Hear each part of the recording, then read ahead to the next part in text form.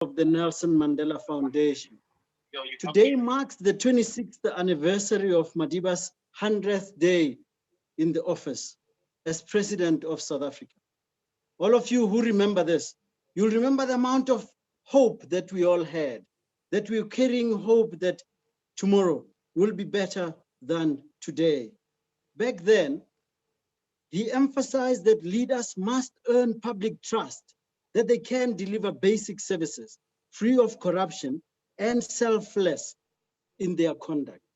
So let me start with an anecdote of a speech Madiba gave to drive this point home about addressing the needs of the marginalized.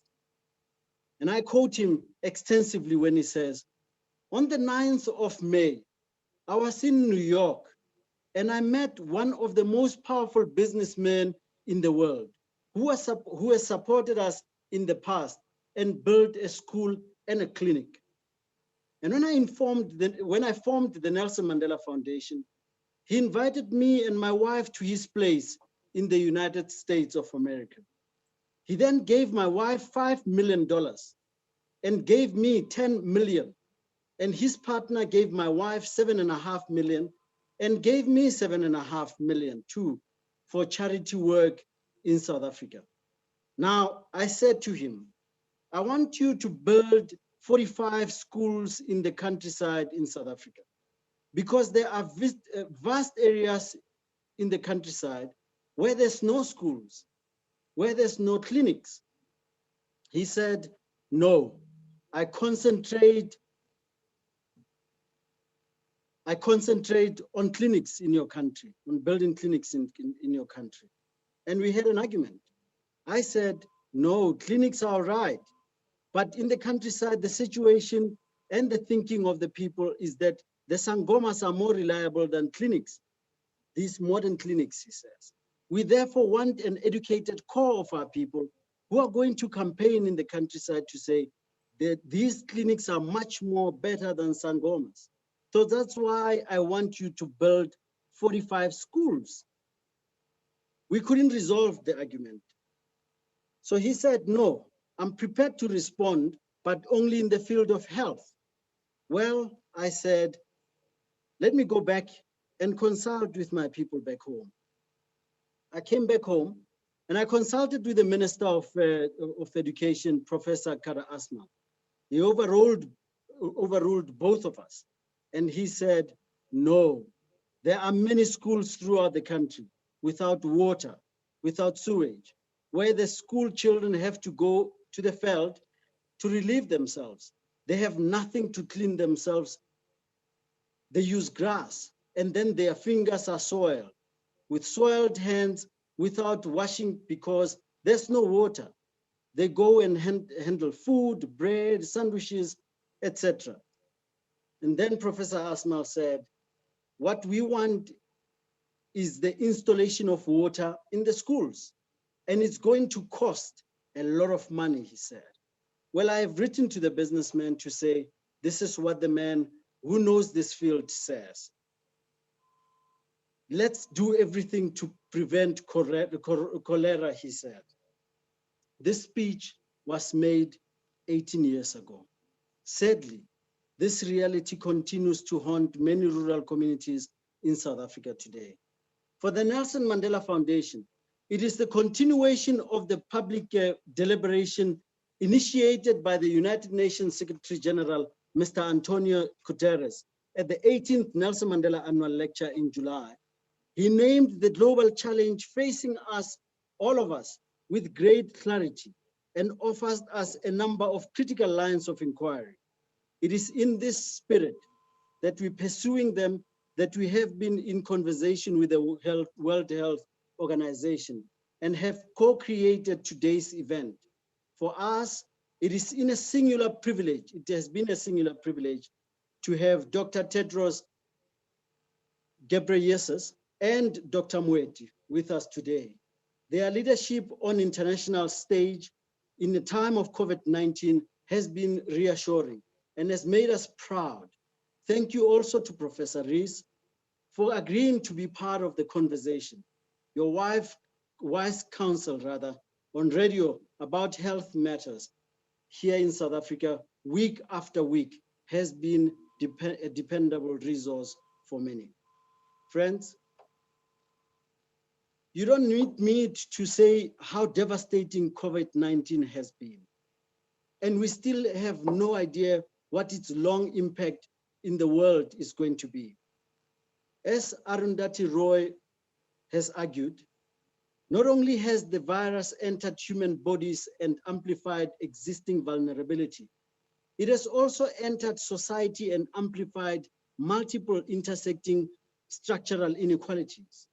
Here in South Africa, as in many parts of other countries, we have seen it amplify patriarchy and gender-based violence, white supremacy, and racism.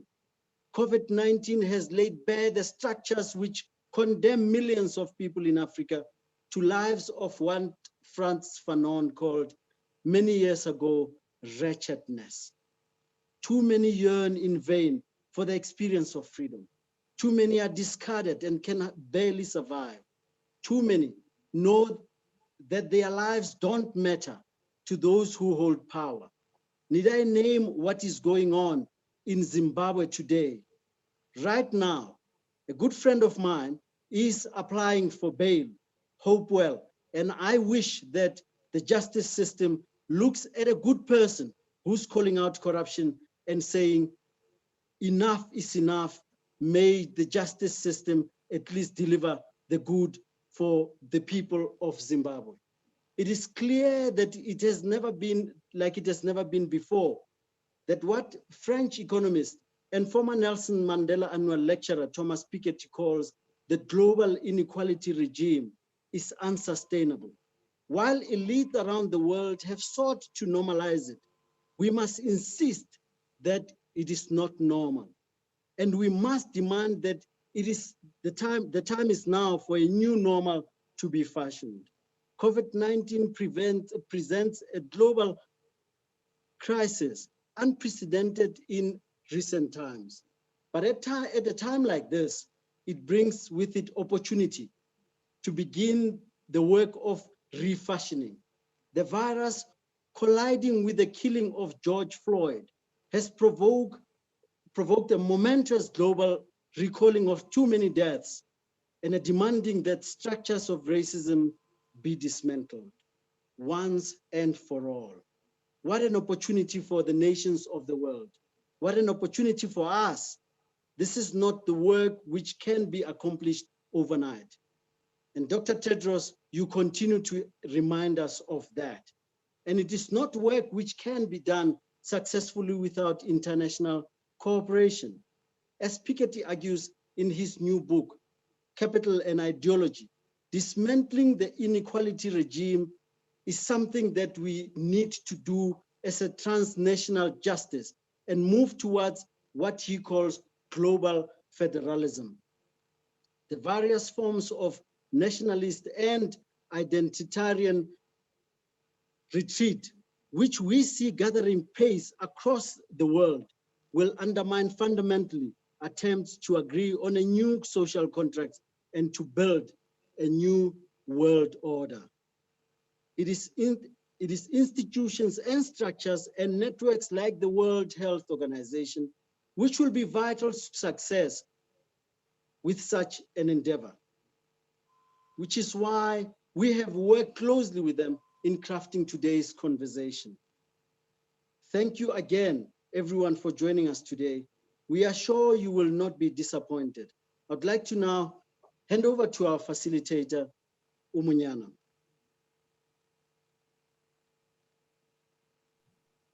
Thank you, Selo, and hello to everyone.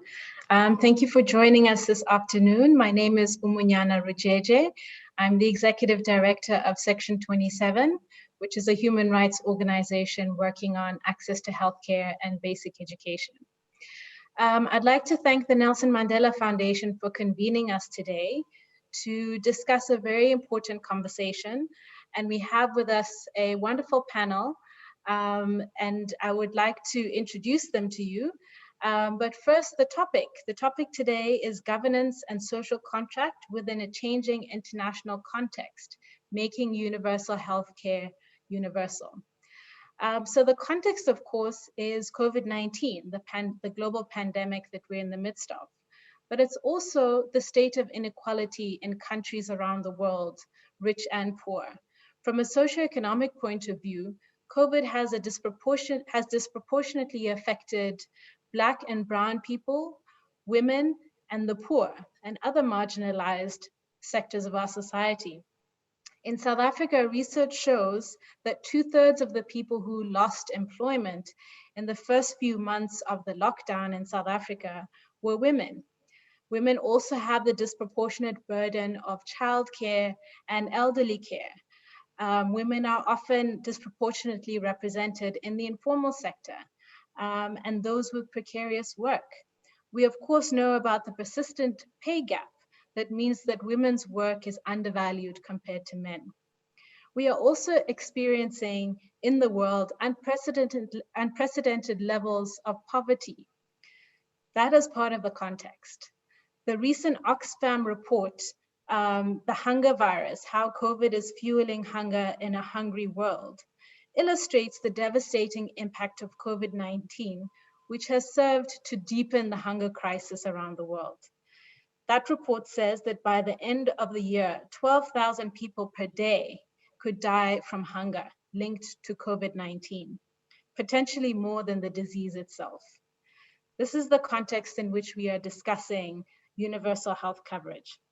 So as we begin talking about rebuilding our health systems and our economies, the social contracting in the post-COVID world must consider how to build a society based on equality and freedom and dignity on the basis of race, class, and gender, amongst other things.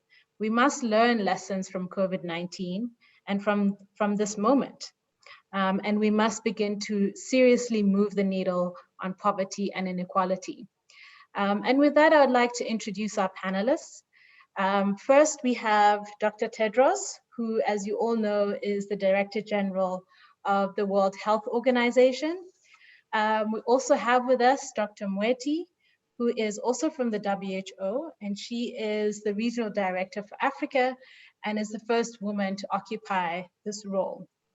We have with us as well Professor Helen Rees, who is the Executive Director of the Wits Reproductive and HIV Institute at the University of Wits in Johannesburg. She's also the chair of the South African Health Products and Regulatory Authority, amongst many other committees and institutions that she belongs to. We have an esteemed panel, and I would like to kick off with some opening remarks from Dr. Tedros. He will have to leave us shortly, so we'll excuse him after his remarks, and we'll continue the conversation with the two other panelists. Please do follow us on social media. We are at #NMAL, that's the Nelson Mandela Annual Lecture 2020. And you may ask some questions. We'll see if we're able to take some questions during the session. I'll hand over to Dr. Tedros. Thank you. Yeah, thank you. Thank you, Omunyama. And thank you also, Selo. And thank you to my sisters, Sidi and Helen. Such an honor joining you. I wish I could have stayed with you, but we have a board meeting, polio, which will start very soon. So apologies for that. Excellencies, dear colleagues and friends. First of all, thank you so much for inviting me to join you today. Last month, the United Nations Secretary General, as Selo said, Antonio Guterres, said that COVID-19 pandemic has exposed the fragility of our world and laid bare risks we have ignored for decades. Let me be even more specific. The pandemic has thrived amid the inequalities in our societies and the gaps in our health systems. In recent years, many countries in Africa have improved their capacity to prevent, detect, and respond to emerging diseases and public health emergencies. But considerable gaps remain. racial and social inequalities, poor governance, and the politicization of public health. All of this put people at risk. The health crisis is a profound test of the bonds of trust between communities and governments. COVID-19 will affect the health of populations for years to come, going far beyond the disease itself. In Africa and throughout the world, the pandemic has led to major disruptions to essential health services, schooling, nutrition, and livelihoods. The pandemic threatens to undo the gains we have made in recent years towards health equity and the sustainable development goals. In many places, it has stalled the delivery of essential services for life-threatening illnesses such as cancer and hypertension. Critical immunization programs have been suspended, putting tens of millions of children at risk. In many countries, so-called lockdown measures are having unintended consequences for lives and livelihoods, deepening hunger for millions. Up to 270 million may face acute food insecurity before the end of the year. An estimated 10,000 children and other vulnerable people could die from hunger every month. While we have to look at the shortcomings of the global and national responses, we must also look at the successes. We have seen over and over how taking the right actions resulted in better outcomes. We have seen that good governance works in countries both rich and poor. Trusted institutions and national unity make a difference, and preparedness has paid off. Africa's experience responding to diseases like malaria, cholera, and tuberculosis means that many countries already have the expertise, labs, and networks of community health workers that are critical to containing the pandemic. Global and regional solidarity is vital, and I want to express my deep appreciation for the leadership of President Ramaphosa, who is also chair of the African Union, and the role he has played in COVID-19 preparedness and response in the region. Through our country offices, our regional office represented here by my sister, Dr. Moeti, and with our UN partners, starting with the Africa CDC, WHO is working to support African countries. WHO is committed to working with you to defeat this pandemic. It's important to remember that no matter the situation, it can be turned around. It's never too late. And this reminds me of what the great leader Mandela said once: it always seems impossible until it's done. And it's true. Many countries have demonstrated that with determination and the right actions, transmission can be interrupted and lives can be saved. WHO stands with all of the countries of Africa in their efforts to bring the spread of COVID-19 under control. I especially send my admiration for the health workers in our continent who are working tirelessly to save lives. 2020 is the International Year of the Nurse and the Midwife, but we must honor and celebrate them every day, every year.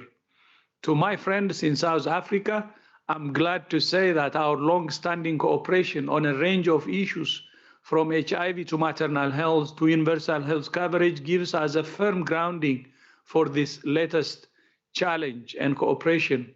We must respond to this pandemic with urgency, but that by itself is not enough. We have to address the fundamental inequalities that leave us so fragile. We must learn the lesson that this crisis is teaching us, that health cannot be only a privilege for those who can afford it.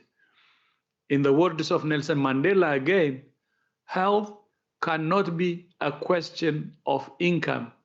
It is a fundamental human right. WHO was founded 72 years ago on the conviction that everybody, no matter who or where they are, has a right to health. Health is the foundation of development and a cornerstone of economic, social, and political stability. The best way to secure the right to health for all people is universal health coverage. No country can properly respond to this disease or to any other outbreak without a robust health system that provides access to essential health services for every person without causing financial hardship. Achieving universal health coverage requires investments in resilient health systems, especially in strong primary care, with an emphasis on promoting health and preventing disease. Strong health systems are the best defense against every health emergency. Health systems and health security are two sides of the same coin. But in the end, health is a political choice. I will leave you with 3 requests. First, political leadership must be united across partisan lines and between countries. There is no room for a fragmented response. We're all in this together. Solidarity, national unity is the way. Second, equity must be our guiding principle. Treatments, therapeutics, and vaccines must be distributed equitably and go to the populations that need them the most. Third, we have to build and rebuild the trust in public institutions. Civil society and community mobilization are critical voices that must be heard. Trust must be earned. By working together in solidarity, we can bring this pandemic under control. I thank you. Thank you so much. Thank you very much, Dr. Tedros. We appreciate you taking the time in between your global broadcasts and your board meetings to be with us and to share those very important words about solidarity and equity.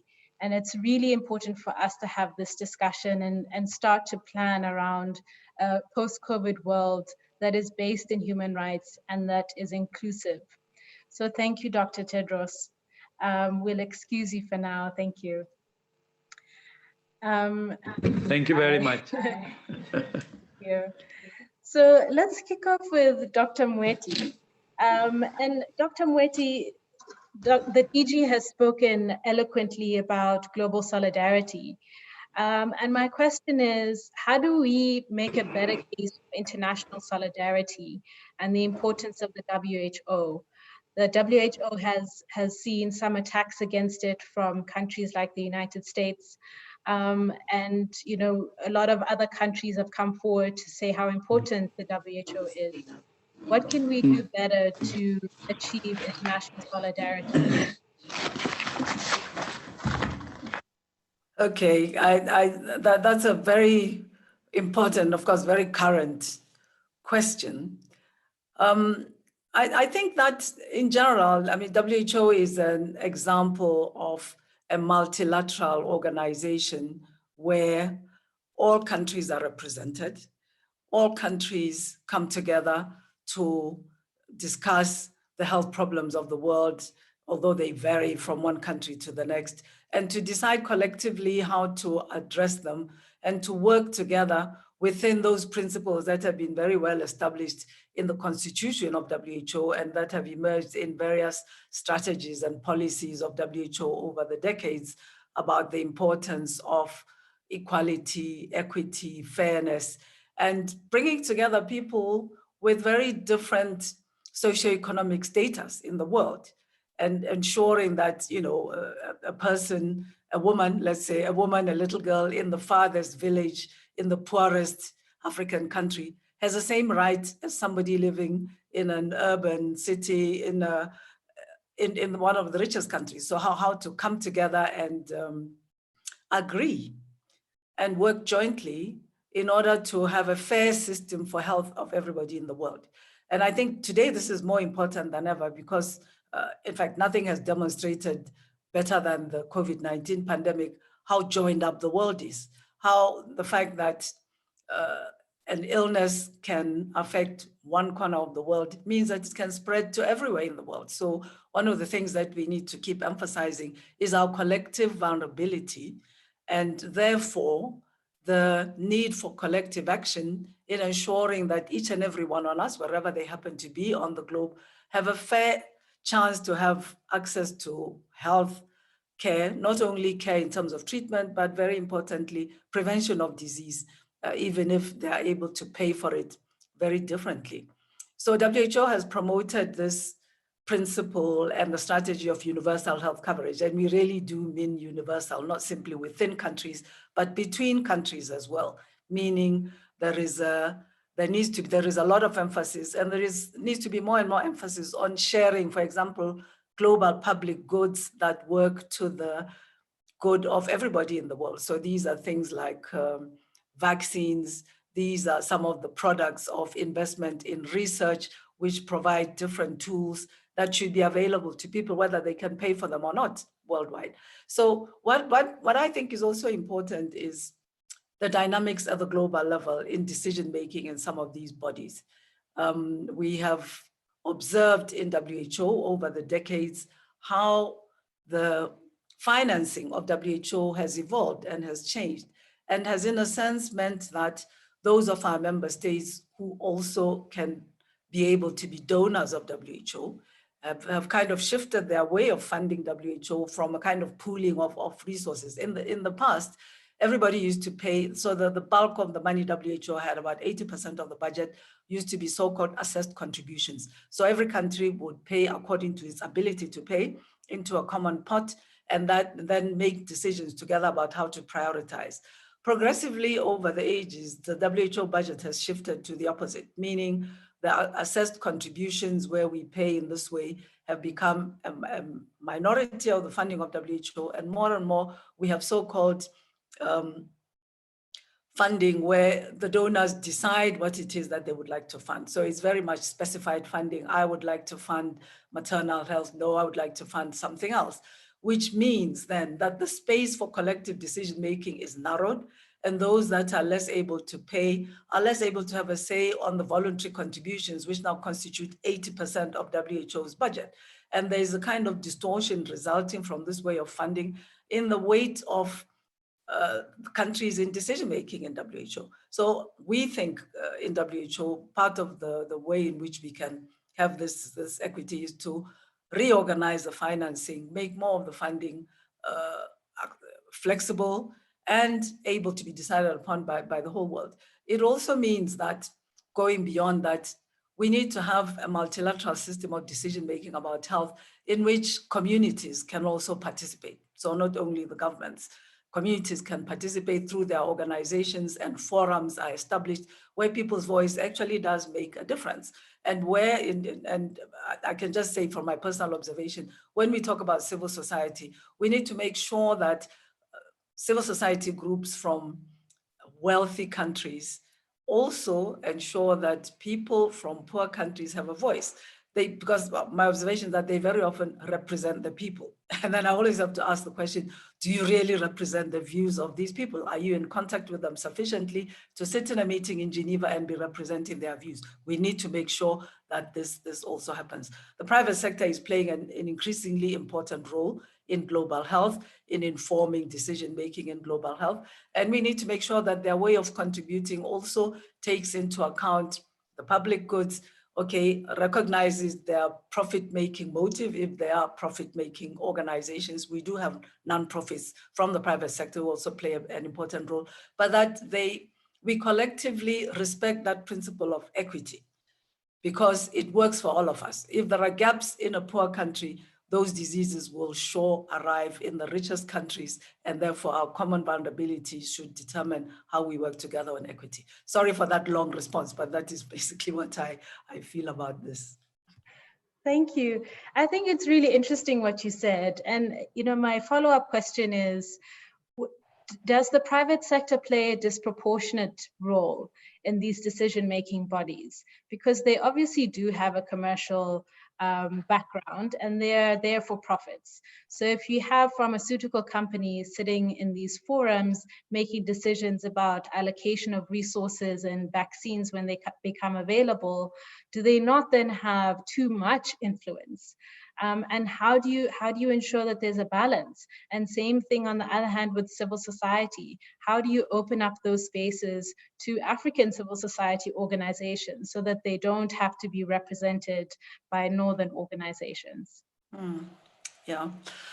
I mean, WHO has gone through a debate of how many years, perhaps a decade, about our relationships with non-state actors. And it was really shaped by the political and, in a sense, ideological views of many member states. There were those who felt very strongly that these are important partners, they have resources, they have strategic approaches that could benefit health globally, including what the public sector is doing.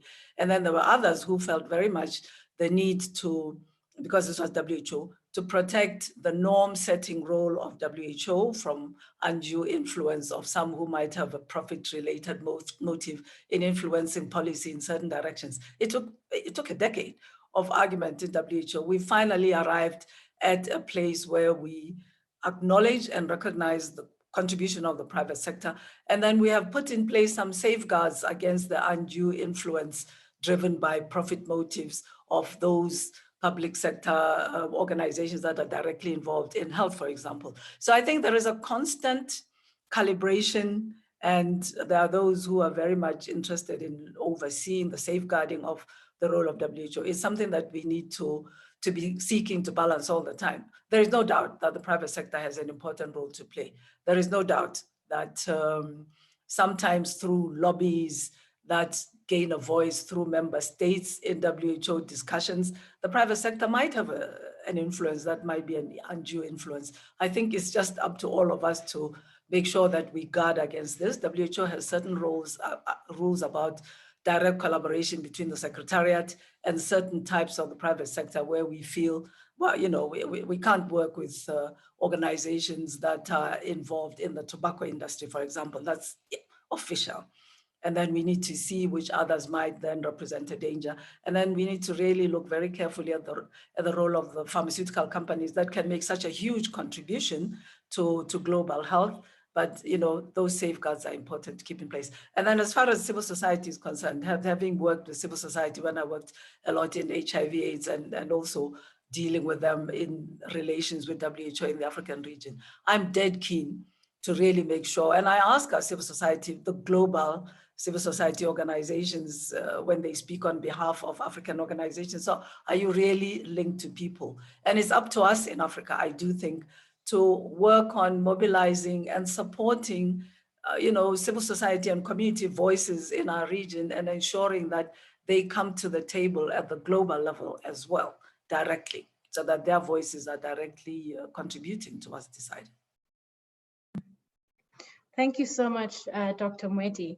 I'm going to shift now to Dr. Rees and ask you about the vaccine trials, the clinical trials that are ongoing globally and a couple in South Africa. Dr. Tedros spoke about this nationalism around vaccines and the grabbing of any kind of technology by certain countries globally. I'd like to hear your thoughts on South Africa's clinical trials and just talk a bit about the ethics of what it means that these trials are happening in Africa and how they should benefit people on the continent. And if that's a kind of nationalism, or does that simply provide a balance? Thanks. Well, several things to start. I'll start with the specifics of the clinical trials, and I'll make the argument of why indeed we have to do these trials in our continent. So first of all, if you have the development of a vaccine and the only communities that you test it on are, say, from the Northern Hemisphere, you're going to miss out in many ways. First of all, there are very definite biological differences. There are genetic differences. There are differences in exposures to other infections, such as other tropical diseases. There are different disease profiles in every community, and there are different behaviors. So the way that a vaccine works, you can't say that it works absolutely universally in the same way across the globe in all populations. And we've seen this, and we can give many stories of vaccines such as the rotavirus, where we've seen that it had different impacts.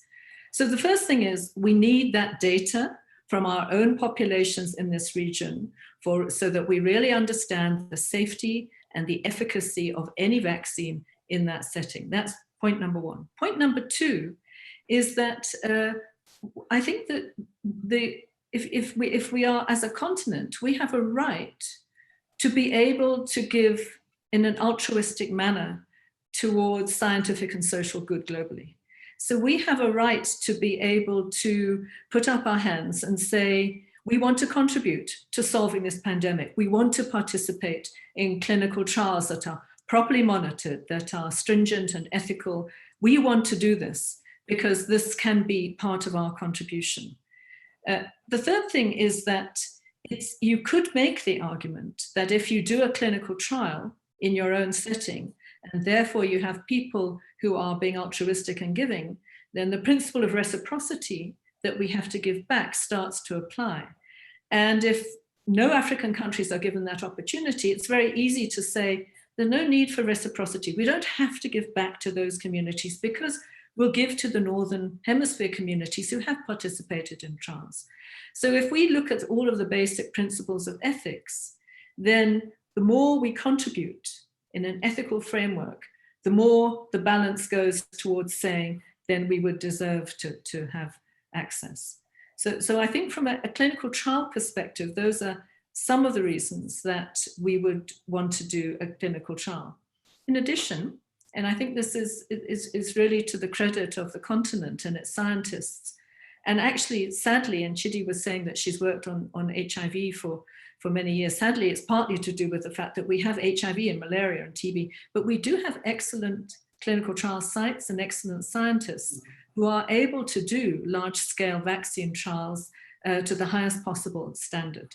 So that's another reason, is that we're using our resources for global good. And just remember, last point on this, is that if you look at the UK, where, for example, the Chadox vaccine started in the UK as the big trial there on the Oxford vaccine, and now it's in South Africa and it's in Brazil. We also we're going to be chasing the outbreaks, because now the numbers of cases went down in the UK, so it's much more difficult to test a vaccine, but Brazil went up and then South Africa went up.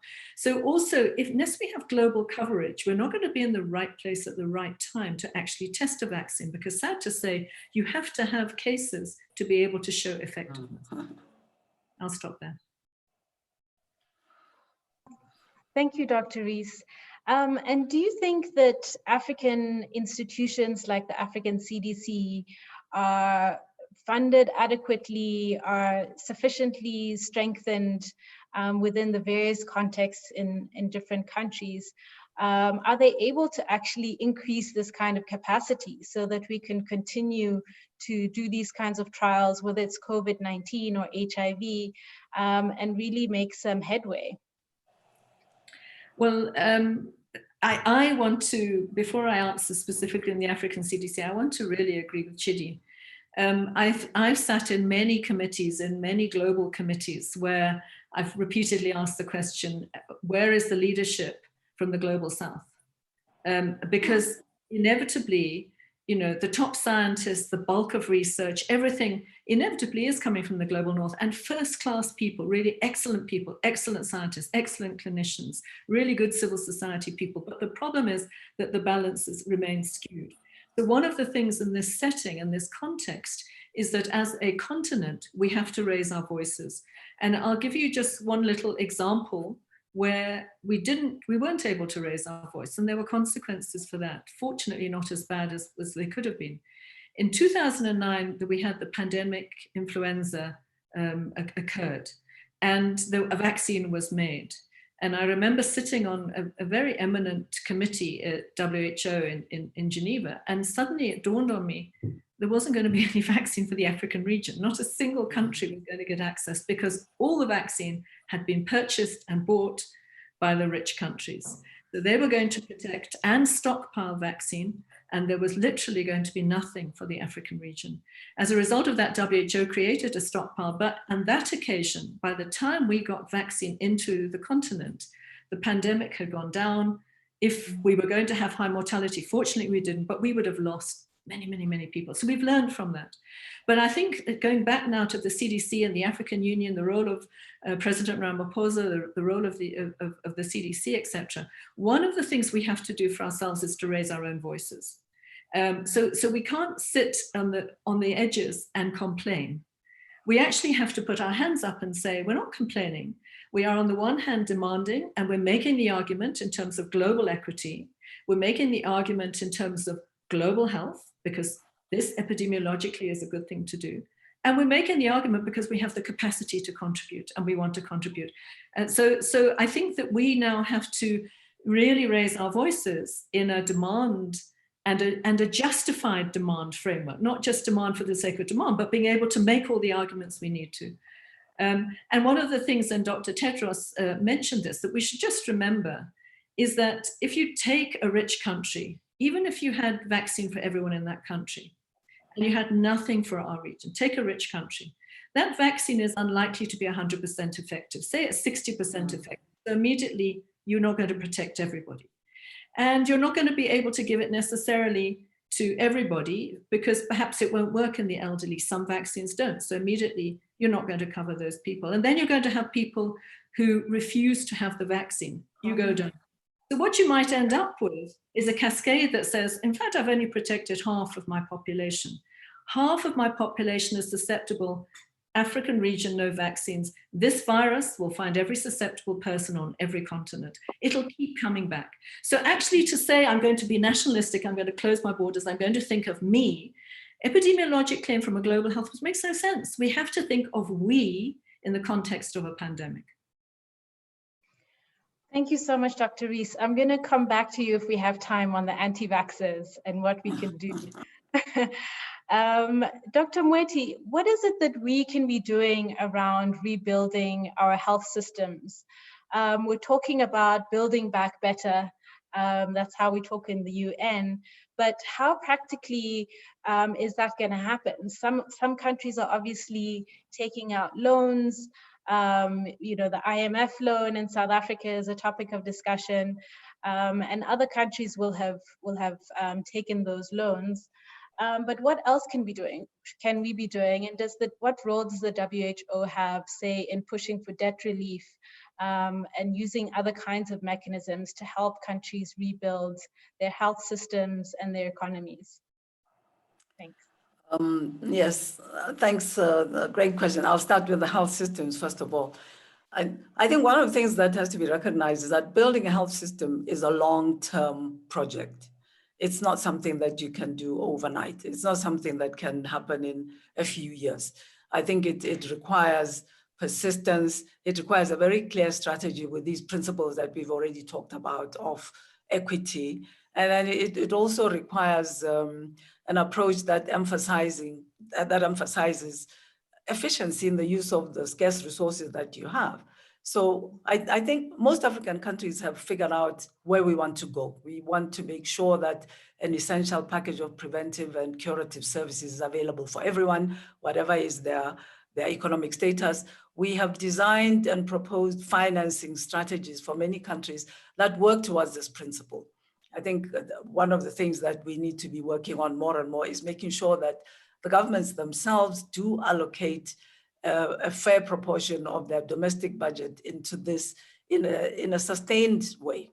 We cannot have ups and downs. Today, the money is voted.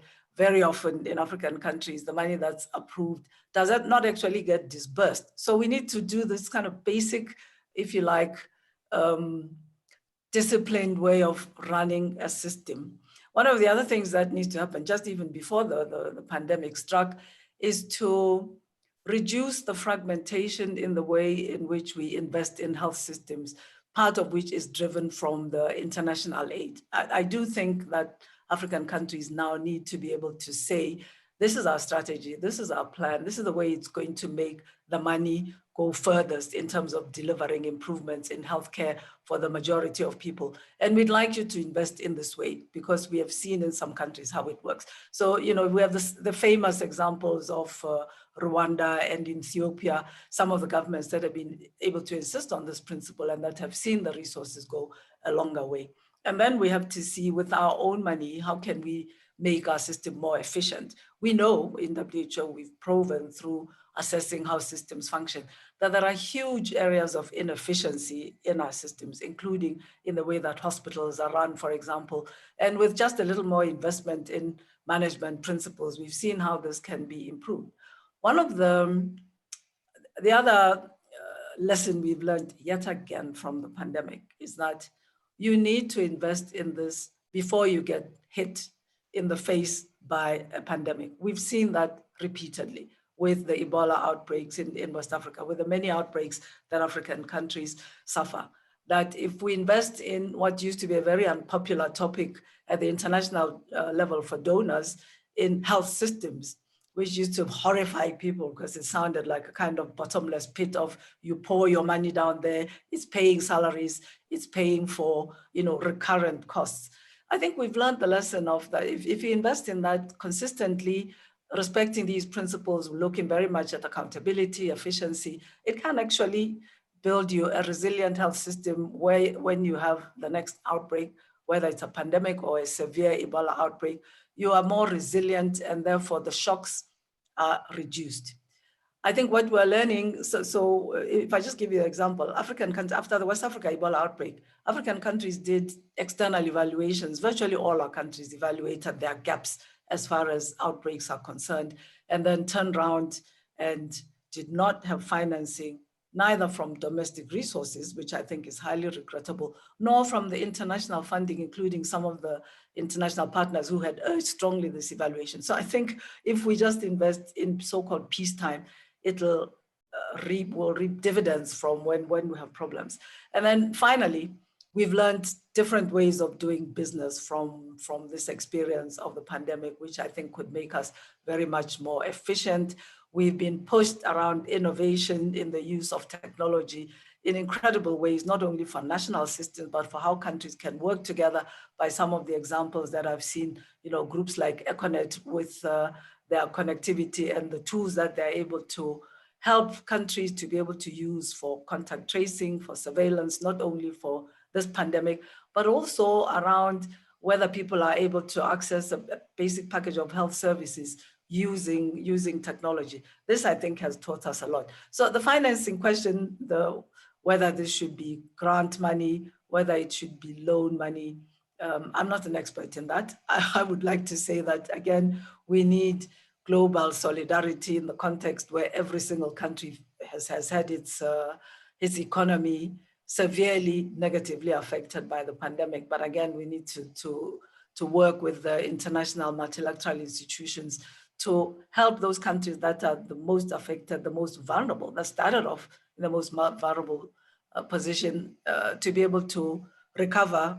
And just going back to Helen's point about our collective vulnerability. It's a fact of life that we cannot get away from because our economies are constructed to drive this interconnectedness across the world. And therefore, we need to just deal with this as a fact of life in dealing with how to improve the health of everybody equitably in the world. Right, thank you. I would like to ask you, Dr. Mwete, to just share some reflections and observations with your work with different African countries in the context of COVID. Have you seen a greater amount of cooperation amongst African countries to come together to increase their bargaining power, to do pooled procurement, and those kinds of things could strengthen the African countries beyond COVID? And I just wonder, you know, reflecting from civil society side, we've seen a tremendous amount of cooperation amongst organizations working on a range of different issues, and having the ability to just come together, again, using technology to push the issues, find solutions, implement those solutions. So I wonder if you can reflect on the countryside. Yes, we have seen that. And as Tedros said in his statement, I think that the African Union played a very important role in this, and so have the regional economic communities. We've seen ECOWAS, the East African Community, SADC as well. But really, we have to commend the African Union for an unusually action-oriented, pulling a collective approach experience as far as the COVID pandemic response is concerned, which in my experience in many years of having worked with the OAU, then the African Union, has been unique, I have to say.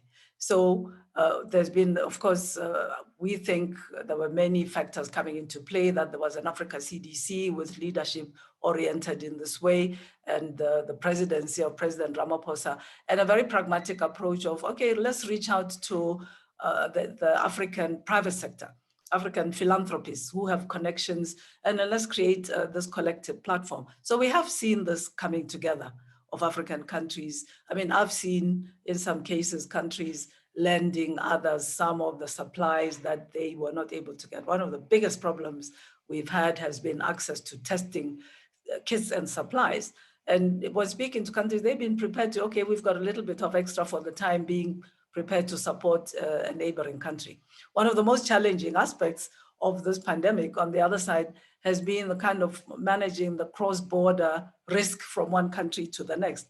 There, I think, I mean, they've been able to come together in some of the sub-regions and agree on a common protocol. Let's work together, knowing that my people are going to come across infected and your people are going to come here infected. So there's been some exchange. It's one of the more challenging aspects, but on the whole, it's been really very good, I think.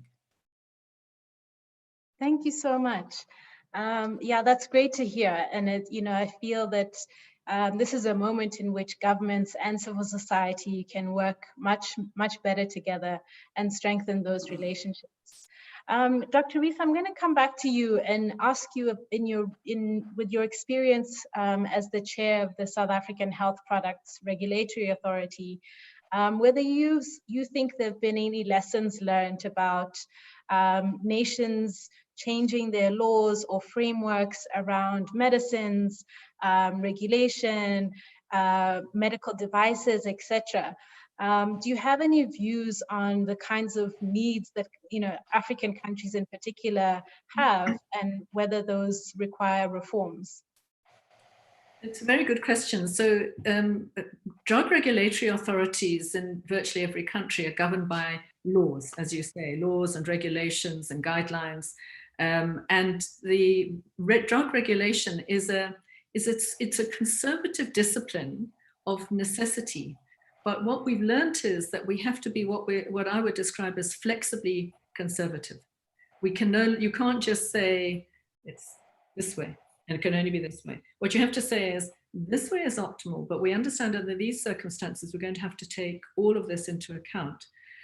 So most countries, regulatory authorities do have powers written into legislation, including in South Africa, which allow us to do things differently in the event of an emergency. Similarly, many countries will give powers to the Minister of Health, which allow the Minister of Health to override what would be normal practice in terms of drug regulation.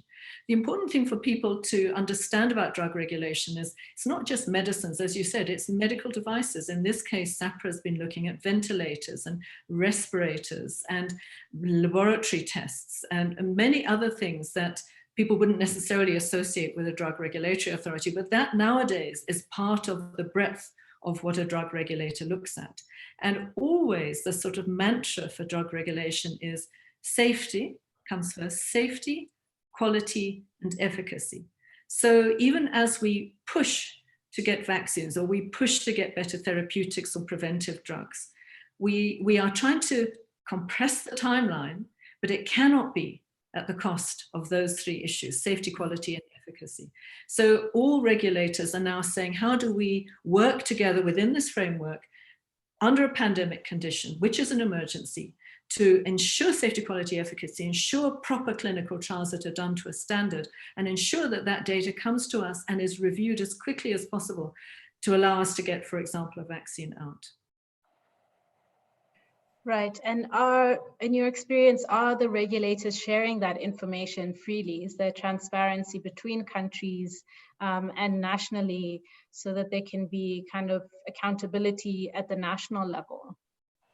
It's a very good question. And in fact, one of the other things that's really changing globally in terms of drug regulation is that people are starting to really push for what's called reliance, which means that we share information with other drug regulatory authorities. So for example, South Africa, early on, we realized we were being deluged with antibody tests. And they were the good, the bad, and the ugly. And this is where certainly some people thought I can make money quite quickly here. Other people were ethical and saying, I want to have a good product, the whole spectrum. But what we did was we put into place, through the regulator and the National Health Laboratory Service, a way to validate those tests. Now, not every country is going to have the capacity as we have between the regulator and the National Health Laboratory Service to do that. So we're sharing that information, not only in the region and the sub-region, but also globally. So we're sharing it, for example, with the CDC, we're sharing it with WHO, WHO is sharing with us. This is certainly a time where people are really sharing information across regulatory authorities. Right, I think this is really a moment for maximum transparency across the board, just as a principle.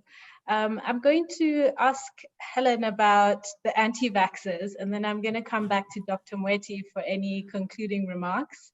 And then we'll finish up. But yeah, the anti-vaxxers are about, they are sowing doubts around any vaccine that may come out. We obviously had the rushed Russian vaccine that nobody believes in. So are they, do you have a view on anti-vaxxers, and is there any messaging that we need to start putting out there in preparation so that people really do trust the institutions? Thank you. Well, I think if we think about anti-vaxxer sentiment, if you look at sort of richer countries, the history of this partly has come from the fact that vaccines have been so effective that people historically didn't used to see measles, for example.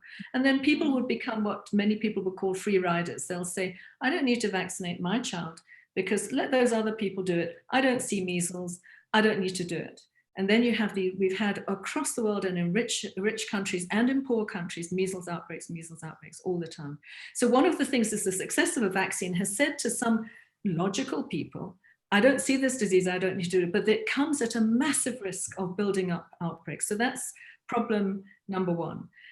Problem number two is that there have been a lot of misinformation and deliberate fraud, unfortunately, that set the scene for people not to trust vaccines.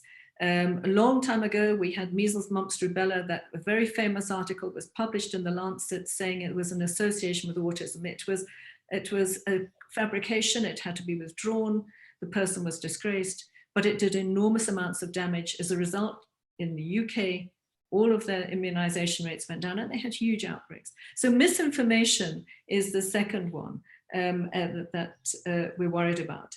And conspiracy theories also go with that.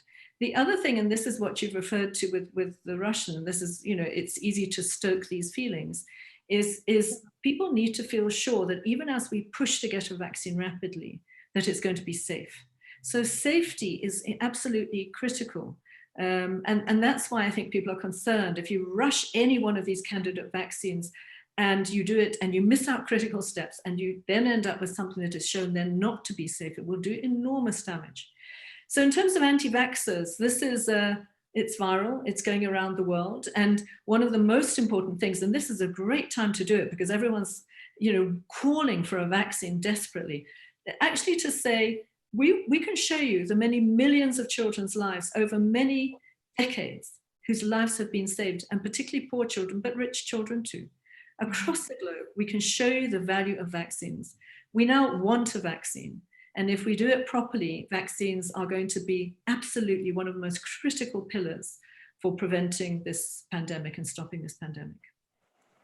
Thank you, Dr. Rees. That's really helpful, and I think important for us, particularly in civil society, to start pushing that message around the safety, quality, and efficacy of the processes, the ethical nature in which these trials are taking place, in South Africa and around the world, and that, you know, we've got to build that trust. I think that's really critical. So thank you. Dr. Moeti, if you have some concluding remarks, that would be great. And then we'll just come back to Dr. Rees for some concluding remarks, and then we'll close down. Thank you. Yes, okay, thanks very much. I mean, just to say one word about the anti-vaxxers and Africa specifically.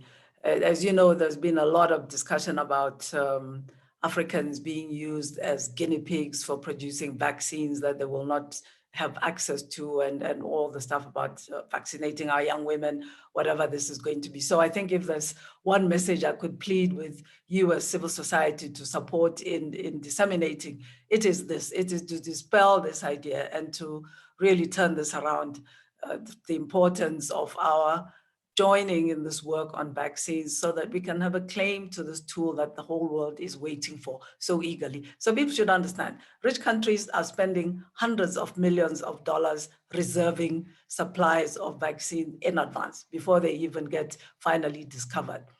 You know, and this is a fact. So why would they do that instead of helping to rescue their economies that have been negatively affected by COVID-19? So in a sense, to push back against this messaging where we hope not to encounter when the vaccine becomes available, you know, people not accepting to be vaccinated, particularly not accepting to have the most vulnerable people vaccinated. That's one.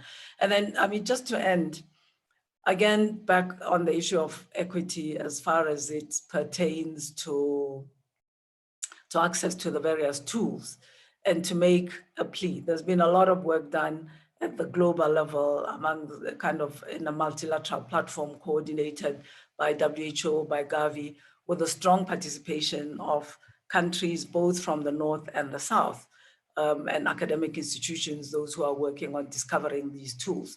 And we would like really to see a balanced approach from those who are expected to contribute to access by countries that have fewer resources for their family, for their people, and to secure their own, if you like, national interest in protecting their populations simply because they can pay in advance and secure these supplies. To go back to that issue of collective vulnerability and the fact that we have these shared principles and that we need to make sure that everybody has access. It's not possible for everybody in the world to have access at the same time. We all need to prioritize who needs to get it first, be it healthcare workers, the most vulnerable populations, and then progressively everybody needs to get them. So that's my one plea. And then my second plea is to go back to that principle of, this is one pandemic. Fingers crossed, we will one day arrive at a time when it's under control, the vaccine is out, and we're able to breathe again, and life, the new life beyond COVID-19 takes place. I sincerely hope one of the things that we will take forward is investing in health systems so that they are resilient and that the next pandemic finds countries of every type in a better state of readiness. As somebody working in African countries, I was astonished by the degree of lack of readiness in what I assumed were better resourced countries. So clearly, this is a collective effort that we need to make, but particularly for our region, the basics need better financing, need to be better in place.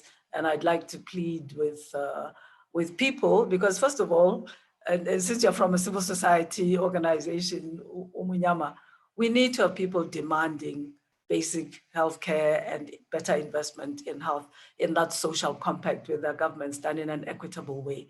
And then secondly, then at the global level, investing when we don't have a crisis, because it'll be much more efficient when we do have a crisis and we won't have to spend billions in responding yet again. So thank you very much for having invited me, and it's been a great conversation. Thank you. Thank you so much, Dr. Moeti. And we are certainly pushing the issue of health as a human right, and pushing our countries to ensure that they meet their obligations in respect of health rights. And it starts with building those health systems, absolutely. And I think we have to really push in this post-COVID moment to see budgeting that is not regressive, which is currently what we're seeing. shrinking of investment in socioeconomic rights in health and education and in infrastructure. So we need to turn that tide and move away from austerity because these austerity measures have actually increased inequality and poverty, and we need to turn that around. So thank you so much. Dr. Rees, I'm going to come to you for your final remarks. Well, just before I came onto this call, I was on a call of a WHO committee that Shidi knows about, where we're looking at one of the things we're looking at is how do you prioritize who gets the vaccine? Given that when we get a vaccine, we're going to have perhaps enough for 3% of the population to begin with. So how do you prioritize? And what's interesting, the starting point of that discussion has been about ethics and principles. It hasn't been about health initially. It was about what are the ethics? What does global justice say? And what does the principle of us all in the world being moral equals, what does that mean? That was the starting point. But the other thing that is very clear in those discussions as we think about how do you prioritize is that every country is going to need to be very transparent about this. It's what you said. Those dialogues have to be extremely transparent within the country, and there has to be a global discussion about who gets vaccines and who gets therapeutics, etc. That is also a healthy discussion, but it has to be driven, and there are global civil society organizations and regional ones that are now really taking up this call and asking for those debates and these dialogues that we're now having. I mean, I just think that sadly, this pandemic has shown us one thing, and I think this is the last point that I think we should raise our voices, is that it's come into a world where increasingly it's going to be nationalism versus globalism and solidarity. And it's put itself into that. And it's the world of me, looking after me, or the world of looking after we. And I certainly know where I would want to place myself. And I would want my family and my community to place themselves, which is, I want to look after we, not just me. Thank you, Dr. Rees. What a wonderful comment to end on about global solidarity. Thank you so much. I'd like to thank the Nelson Mandela Foundation and Selo Hatang for convening us. Selo, we have a lot of work to do. And obviously, working with the experts is really essential to make sure we get things right. But we continue to call and push for the right to health services and social justice. So on that note, thank you all for spending your afternoon with us. Take care, everyone. Thank you. Thank you. Bye-bye. Thank you. Bye. Bye. Thank you. Bye. Thanks a lot. Thank you, Selo.